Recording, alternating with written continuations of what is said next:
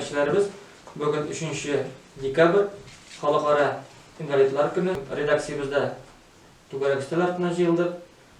Сегодня Международный день инвалидов. Я всех хочу вас поздравить, а также познакомить с замдиректора комплексного центра социального обслуживания населения Регина Ниязовна. Непосредственно для детей-инвалидов. Вот, на сегодняшний день комплексный центр оснащен. Есть руководители, то есть моментально идет реагирование на все острые вопросы. Доп-заявка, она не говорит о том, что мы доп-заявку отправили И нам сразу дадут. И нам сразу дадут. Давайте я новую куплю, нужно было такое. Вот У нас работает 3 отдела, это парикмахерские услуги.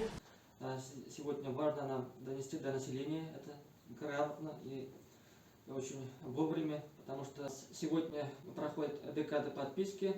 Декада подписки с 6 по 16 декабря. Мы благодарны вашим руководителям и знаем вам, вы постоянно поддерживаете нас. Надеемся, что и в этот 2022 год также население и ваши сотрудники подпишутся на газету «Маяк».